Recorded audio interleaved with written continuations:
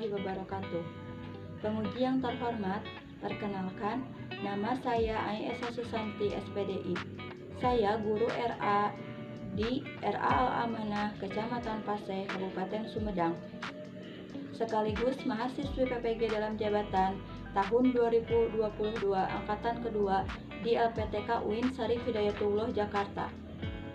Pada hari ini, Rabu 26 Oktober 2022, saya akan melaksanakan uji kinerja praktik pembelajaran di MTS Amanah Muhsin, Kecamatan Paseh, Kabupaten Sumedang, pada kelas 7 dengan materi adab sholat dan zikir.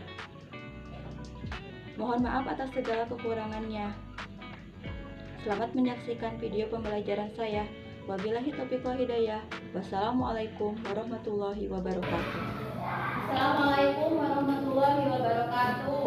Waalaikumsalam warahmatullahi wabarakatuh. Gimana kabarnya hari ini anak-anak? Alhamdulillah baik. Sebelum kita memasuki ke pembelajaran, alangkah baiknya kita berdoa terlebih dahulu ya. Coba KM-nya silakan pimpin doa. Sebelum kita belajar, mari kita berdoa. Berdoa mulai.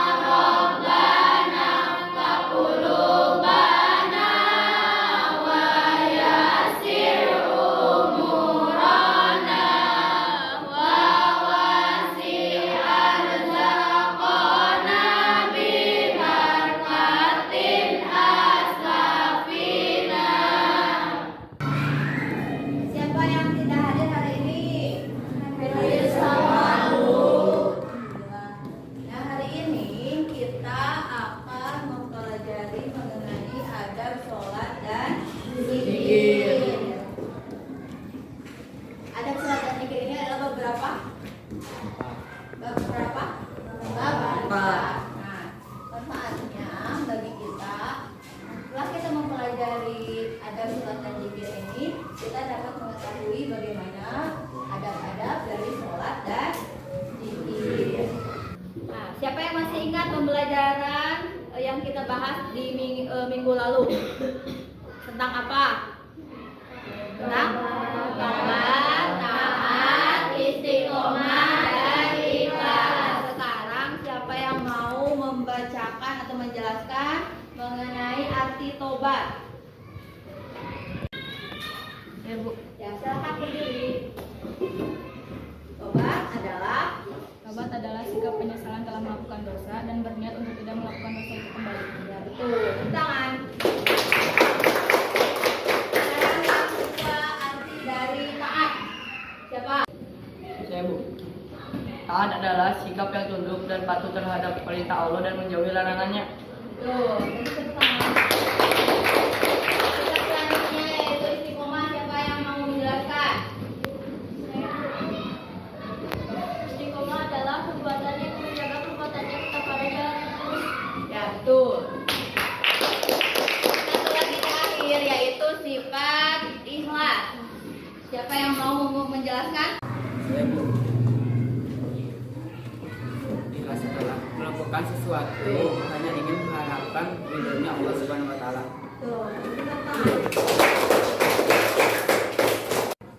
Tujuan pembelajaran hari ini yaitu Dengan model pembelajaran discovery learning dan metode diskusi, diharapkan peserta didik yang pertama dapat menjelaskan pengertian dari adab sholat dan zikir secara baik dan benar.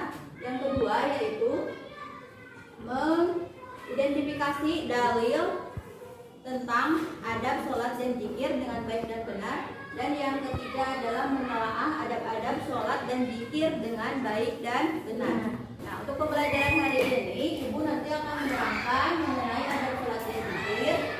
Dan setelah itu nanti kalian akan dibagi menjadi beberapa kelompok untuk berdiskusi. Nah, setelah berdiskusi, lalu kalian nanti masing-masing kelompok presentasi di depan kelas ya. Nah, nanti terakhir kita akan mengerjakan LKPD. Sudah siap? Nah, supaya lebih semangat, sekarang semuanya berdiri dulu. Berdiri berkelompok satu baris ya. Sudah siap belum? Pegang pundak temannya. Siap? Siap? Mana suaranya? Siap? Belum?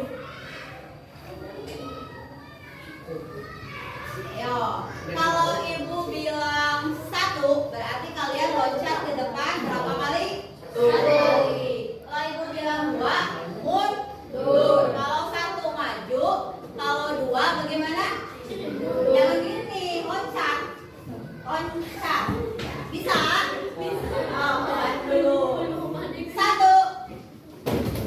Ih, gak kompak kelompoknya bagaimana? Sudah mundur berasa terlalu tinggi kamu terlalu tinggi itu kasih ada belakangnya, kamu di belakang tuh, kamu di belakang bisa. Kasih temennya gitu. Yang pegang ke depan. Ya, siap? Siap? Ayo. Pegang pundaknya. 1, 2, 2. Ayo. 1, 2, 1, 2. Ini ada kaca. Ayo siap lagi. 2, 1, 1. 2, 1, 1.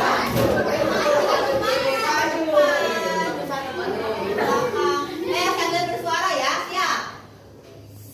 1, 2, 1. 1, 2, 1. Tuh di depan berdorong. 2, 2, 1. 2, 2, 1. 1, 2, 1, 2. 1, 2, 1, 2. 2, 1, 1, 2. 2, 1, 1, 2. Itu berarti kacang-kacang. Sekali lagi ya, siap. Ayo, siap. Siap. 2, 1, 2, 1. 2, 1, 2, 1.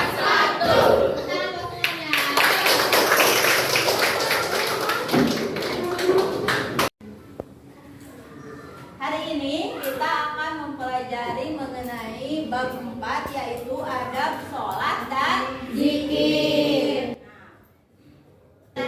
Untuk hari ini materi-materi yang akan kita pelajari yaitu mengenai yang pertama bab Pengertian sholat dan zikir. yang kedua Cara membiasakan sholat dan zikir. yang ketiga Adab sholat dan zikir. yang keempat Dalil sholat dan zikir. pengertian sholat dan zikir. Ada yang mau membacakan? Siapa yang mau? Angkat tangannya. Saya Bu. Oh, sini. Sholat menurut bahasa doa. Sholat secara istilah bacaan-bacaan dan gerakan-gerakan tertentu yang diawali dengan takbir dan diakhiri dengan salam dalam rangka menyembah atau beribadah kepada Allah Subhanahu wa taala. Dalil sholat surat Al-Baqarah ayat 43 dan hadis riwayat Tabrani. Zikir menurut bahasa mengingat, menyebut. Zikir menurut istilah suatu kegiatan yang dilakukan dengan konsentrasi untuk mengingat Allah Subhanahu wa taala.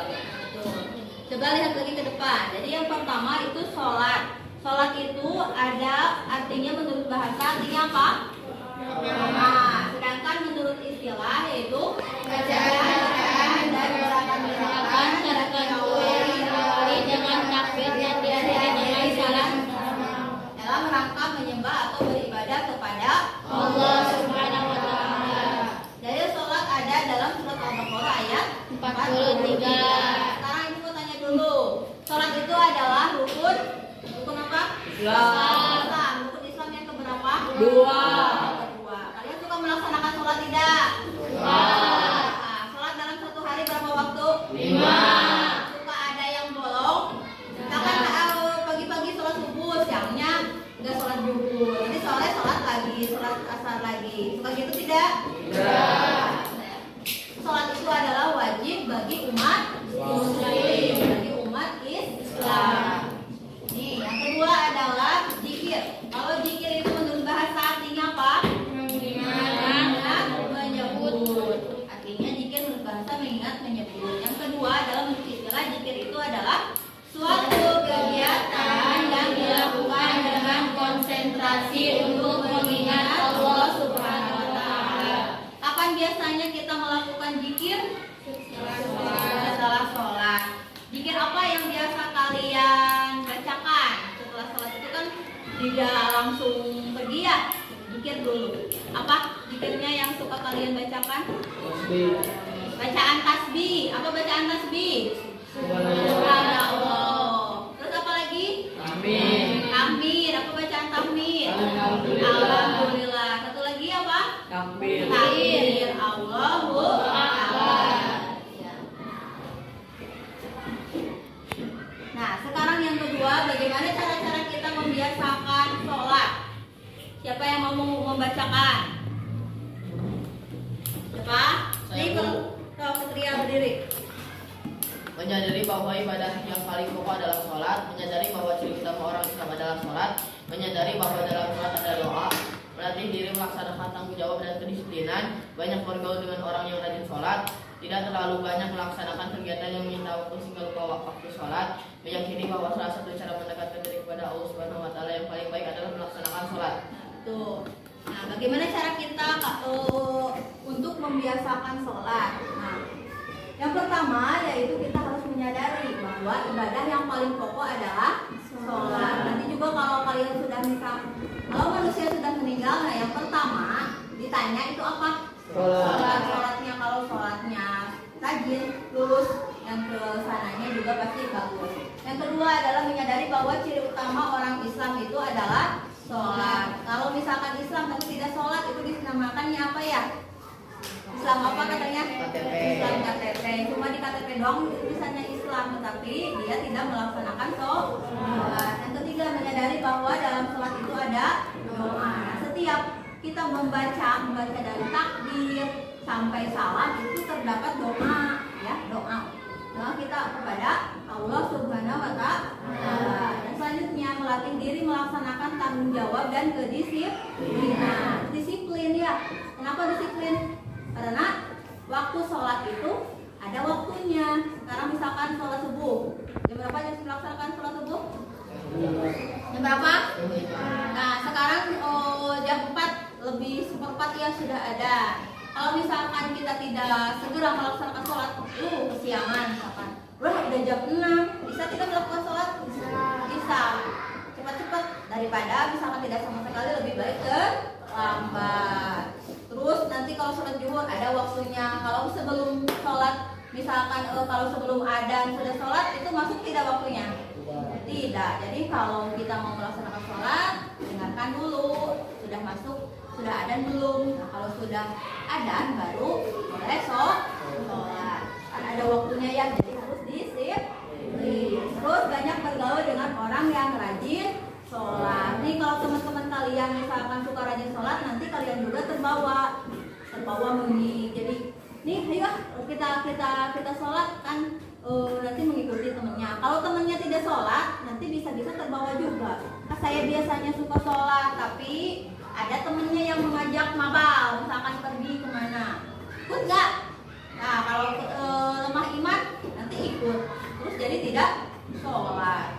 Terus tidak terlalu banyak melaksanakan kegiatan yang menyita waktu sehingga lupa melaksanakan sholat. Kalian kan sehari-hari suka belajar ya, tapi kan belajarnya juga ada waktunya. Kalau misalkan waktu sholat ya berhenti dulu, sholat dulu ya. Yang terakhir yaitu meyakini bahwa salah satu cara mendekatkan diri kepada Allah yang paling baik adalah melaksanakan sholat. Nah, dengan sholat kita bisa dekat dengan siapa?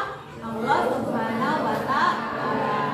Keinginan-keinginan kita juga, doa-doa kita juga ya di sini sehabis sholat disampaikan, didoakan supaya terkabul. Selanjutnya adalah bagaimana cara-cara kita untuk membiasakan zikir. Siapa yang mau membacakan? Yang pertama, bahwa dengan berzikir berarti mengingat akan keberadaan Allah Subhanahu wa Ta'ala, menyadari bahwa zikir banyak manfaatnya bagi kehidupan manusia, menyadari bahwa zikir adalah rangka sholat, membiasakan diri membaca zikir, takbir, tasbih dan tahlil, memanfaatkannya waktu luang untuk berzikir, menghindari perbuatan buruk dan berusaha menjadi orang sabar, berusaha melakukan kegiatan yang bermanfaat bagi diri sendiri dan orang lain. terima kasih. Nah, bagaimana cara-cara membiasakan zikir? Yaitu yang pertama, ya, menyadari bahwa dengan berzikir berarti kita mengingat akan keberadaan siapa? Allah Subhanahu wa Ta'ala. Nah, zikir juga banyak sekali manfaatnya untuk kehidupan. Terus dia menyadari bahwa zikir itu adalah pelengkap sholat. Jadi kalau misalkan sholat terus tidak berzikir, nah itu tidak lengkap ya. Terus terakhir adalah berusaha melakukan kegiatan yang bermanfaat bagi diri sendiri dan orang lain. Nah, selanjutnya bagaimana adab sholat? Nih, siapa yang mau membacakan? Siapa? Siapa nih yang belum? Ya, berdiri. Adab sholat yang pertama, Sholat di awal waktu, yang kedua, tumannya. Yang ketiga, khusyuk dalam sholat, keempat, memiliki pakaian yang bagus, yang kelima, jangan dengan orang yang sedang sholat, yang keenam, merapihkan barisan sholat, yang ketujuh, jangan mendahului gerakan imam. Nah, apa saja? Terima kasih ya. Apa saja adab-adab kita selagi sholat? Yang pertama yaitu sholatnya di awal waktu. Bagaimana sholat di awal waktu itu? Apa? Ya, setelah adzan langsung sholat di awal waktu. Siapa yang suka mengakhirkan sholat di sini? Tenang, beda ya kena maksudnya. Nanti lama-lama pas dilihat lagi jamnya sudah lewat, sudah ada. Nah, makanya kalian jangan menunda sholat. Kalau sudah adzan, terus kaliannya juga misalkan tidak sibuk. Kalau misalkan sudah sibuk lagi belajar ya berhenti dulu ya, sholat dulu. Yang kedua yaitu apa? Tumanina itu tidak tergesa-gesa. Sholatnya suka cepet gak? Suka cepet gak sholatnya? Enggak, jadi harusnya ada jeda dulu. Allahu Akbar gitu. Jangan Allahu Akbar terus-terusan. Itu namanya tidak tumanina. Yang ketiga, khusyuk dalam sholat. Nih, ada gak temennya yang suka main-main ketika sholat? Ngobrol. Tidak seperti itu sholatnya. Itu sholatnya sah atau tidak? Tidak. Kalau melakukan sholat itu harus khusyuk. Yang keempat adalah memilih pakaian yang bagus. Ya udah, saya mah tidak punya pakaian yang bagus. Saya mah beli bajunya juga waktu lebaran aja. Nah, nggak apa-apa ya kalau nggak bagus juga, tapi harus bersih. Pakaiannya bagus tapi kotor. Misalkan kalian sudah bermain terus dipakai sholat, itu kotor. Kalau misalkan sudah bermain, sudah pakai ini baju seragam, sebaiknya diganti dulu baru sholat. Terus tidak orang yang sedang sholat. Ini kalau ada yang sholat, awas jangan lewat di depannya ya, itu tidak boleh. Terus merapikan barisan sholat, rapikan. Kalau misalkan terakhir, tapi ininya datangnya. Terus jangan mendahului gerakan imam. Kalau lagi berjamaah, belum juga Allahu Akbar, ini misalkan udah mendahului, itu tidak boleh. Nah, ini adalah adab-adab tentang sholat. Yang selanjutnya yaitu adab tentang zikir. Ayo, siapa yang mau membacakan? Siapa? Nih, gilirannya seperti yang sebelah sana tuh. Ya, berdiri. Ya, silakan berdiri. Yang pertama, Ikhlas yaitu dalam berzikir hanya mengharap ridha Allah Subhanahu wa taala. Berzikir dengan zikir dan wirid yang telah dicontohkan Rasulullah. Ketiga, coba memahami maknanya yang diucapkan dan khusyuk dalam melakukannya. Duduk di suatu tempat atau ruangan yang suci seperti duduk dalam sholat juga dianjurkan. Memilih tempat yang sunyi, tidak mengeraskan suara ketika berzikir. Pelan-pelan, tidak terlalu cepat menghayati maknanya. ya betul. Nah, ada berzikir. Coba lihat dulu ke depan. Nah, yang pertama kita harus ikhlas. Berzikir itu ikhlas hanya untuk mengharapkan ridho Allah Subhanahu wa taala. Nah, berzikirnya yang dicontohkan oleh Rasulullah. Yang ketiga, mencoba memahami maknanya. Jadi kalau tahu maknanya, kita juga mengucapkannya dengan khusyuk. Terus duduknya di tempat yang sunyi. Kalau misalkan dalam keadaan ramai, nanti kalian juga tidak konsentrasi. Terus tidak mengeraskan suara ketika berzikir. Nah, kalau berzikir tidak usah teriak-teriak, biasa aja gitu ya. Subhanallah, subhanallah, subhanallah, subhanallah, subhanallah. Nah, itu nanti dapat mengganggu orang lain. Terus pelan-pelan juga, tidak terlalu cepat. Subhanallah, subhanallah, misalkan. Jangan subhanallah, subhanallah, subhanallah. Cepat, terlalu cepat ya. Jadi harus pelan-pelan. Nah, ini adalah adab-adab dari zikir dan sholat. Selanjutnya yaitu mengenai dalil tentang sholat. Siapa yang mau membacakan? Ayo, siapa? Ini yang pintar bacaan yang ngajinya.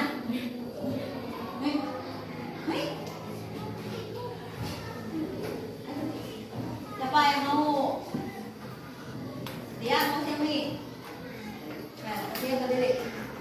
Dalil tentang sholat yaitu tahu dulu. A'udzu billahi minasy syaithanir rajim.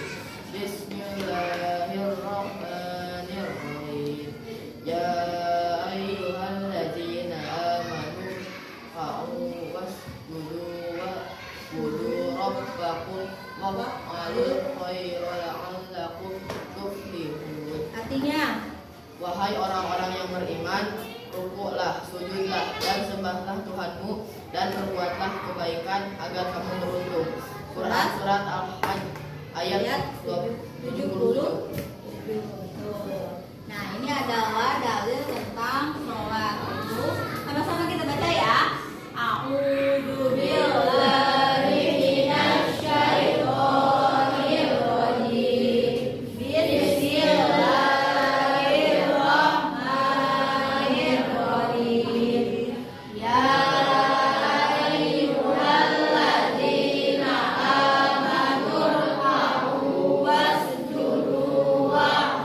amanu ruk'u wasjudu wa'budu rabbakum waf'alul khaira la'allakum tuflihun. Artinya, wahai orang-orang yang beriman, rukuklah, sujudlah, dan sembahlah Tuhanmu, dan berbuatlah kebaikan agar kamu beruntung. Surat Al-Hajj ayat 77. Nah, selanjutnya yaitu dalil tentang zikir. Siapa yang mau membacakan? Yang perempuan, siapa? Ya, berdiri. Mau dulu. A'udzu billahi minasy syaithanir rajim. Bismillahirrahmanirrahim. Alladzina amanu wa tatma'innu qulubuhum bi dzikrillah.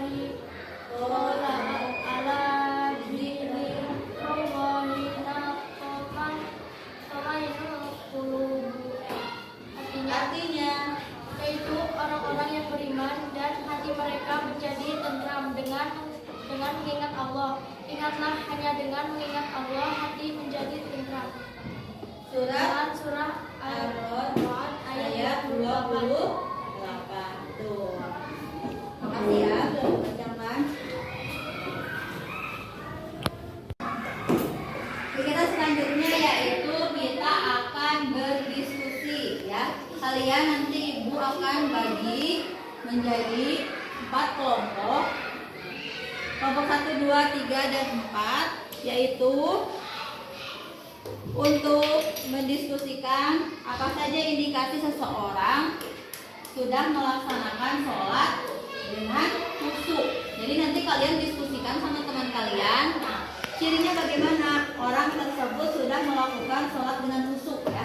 Terus yang kedua juga kemukakan alasan-alasannya. Ya, siap ya. Sekarang coba ini dulu tempat duduknya. Ini dulu. Berdiri semuanya. Ditentukan dulu. Dibenerin dulu.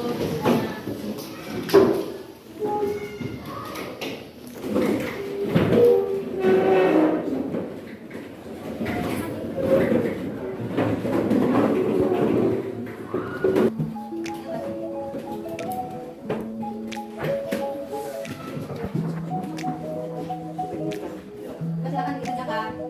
Diskusikan dengan teman-temannya.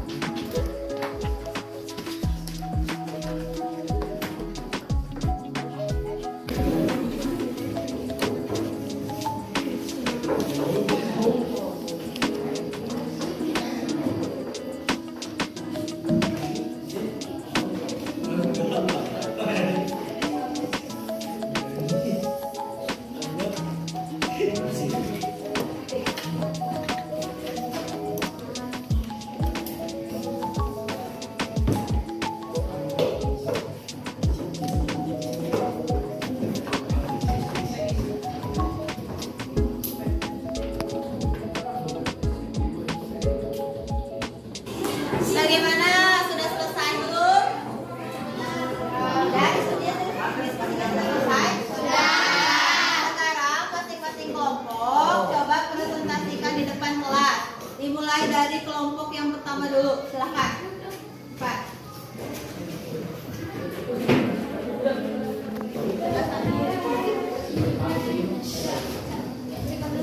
Dari yang tertinggi sampai yang terendah.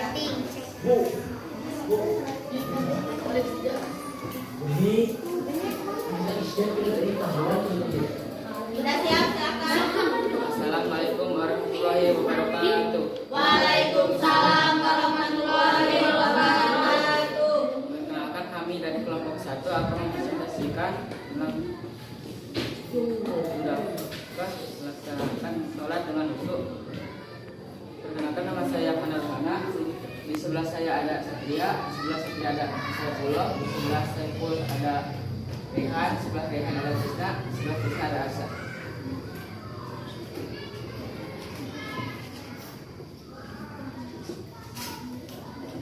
Materi akan dibacakan oleh Satria.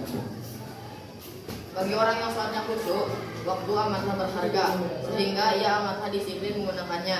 Pantang baginya melakukan hal yang sia-sia, apalagi kemaksiatan. Ia tidak akan membuat sesuatu kecuali perbuatan yang berharga dan disukai oleh Allah Subhanahu wa taala. Orang yang sholatnya khusyuk juga tertulis secara lisannya. Pantang ia berkata-kata yang tidak berguna, apalagi mengandung dosa. Ia hanya mau menggunakan saja untuk ucapan-ucapan yang bermanfaat dan disukai Allah Subhanahu wa taala. Semakin banyak ucapan yang tidak berguna, semakin banyak gibah, semakin banyak celuk-celuk yang sia-sia, maka harus semakin kuat kita memeriksa sholat kita apakah khusyuk atau tidak. Sholat yang khusyuk adalah sholat yang terjaga konsentrasinya, terjaga ketertibannya, ketenangannya, dan fokusnya untuk fokus pada Allah Subhanahu wa taala. Semakin terampil seorang sholat khusyuk, maka akan semakin terampil pula ia menjaga perilakunya. Ia menjadi disiplin dalam menjaga sikapnya dan ucapannya. Sedapat mungkin ia menghindari sikap dan ucapan yang mengandung dosa atau sia-sia. Maka, Masya Allah, Inilah salah satu hikmah luar biasa dari ibadah sholat. Di sini kita bisa mengerti bahwa Allah itu bisa menyelamatkan hambanya dari perbuatan keji dan murka. Sekian dari kami. Apakah ada pertanyaan? Silakan yang mau bertanya. Ya. Bagaimana jika sholat kita tidak khusyuk? Makruh, tidak akan mendapatkan pahala dari Allah Subhanahu wa taala. Sekian dari kami. Assalamualaikum warahmatullahi wabarakatuh. Waalaikumsalam warahmatullahi wabarakatuh. Beralih ke kelompok yang kedua ya. Coba silakan ke depan. Assalamualaikum warahmatullahi wabarakatuh. Waalaikumsalam warahmatullahi wabarakatuh. Kami dari kelompok kedua akan membacakan ciri-ciri sholat khusyuk secara fisik. Materi akan dibaca oleh Dila.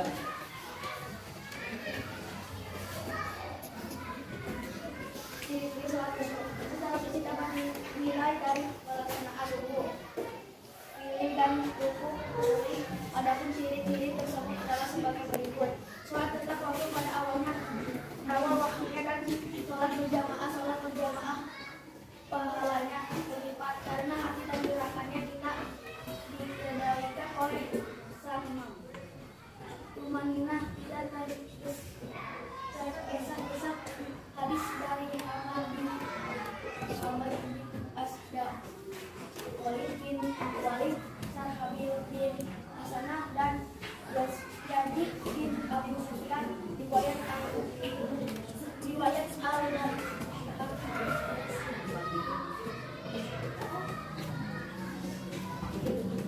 yang artinya Rasulullah SAW melihat seorang lelaki menumpuk menyempurnakan rukunya dan hanya amalan sebelumnya cepat sekali rukunya sebelumnya, maka segera yang lainnya orang ini masih dalam keadaan sholat seperti itu, maka dia akan dalam agama Muhammad permasalahan sering menyebabkan tidak tumanina adalah pembacaan surat Al-Fatihah yang berupa satu atau dua nafas semestinya.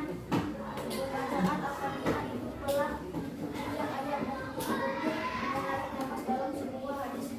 Demi riwayatnya bahwa Allah itu akan membalasnya baca Al-Fatihah dalam soal berdasarkan ayat demi ayat, maka juga bolehkah salat sambil menunggu? Ada pertanyaan?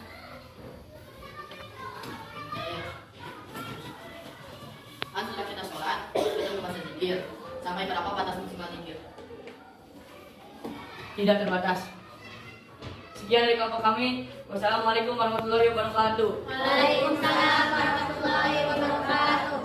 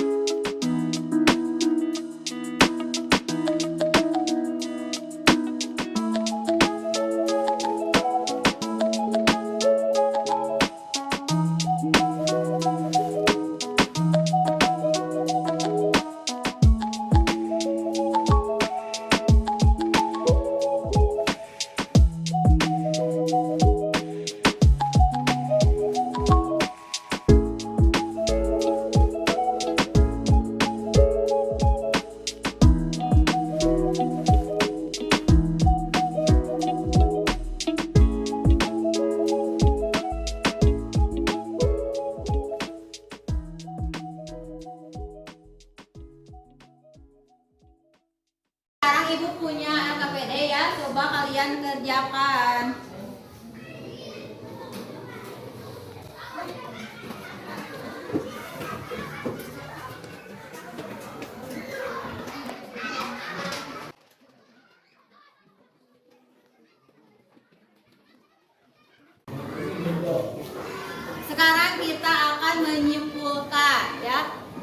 apa saja? Nah, yang pertama, pengertian dari sholat. Siapa yang mau menjelaskan? Saya Bu. Ya, silakan. Salat yaitu bacaan-bacaan dan gerakan-gerakan tertentu diawali dengan takbir, diakhiri salam. Ya, betul. Tangan.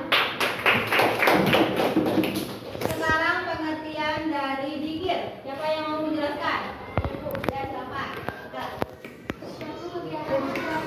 Suatu kegiatan yang dilakukan dengan konsentrasi untuk mengingat Allah Subhanahu wa taala. Ya, betul. Tangan. Nah, selanjutnya, apa saja adab dari sholat? Siapa yang mau menjelaskan? Apa saja? Saya Bu. Sholat di awal waktu, tumaninah, dan khusyuk. Betul.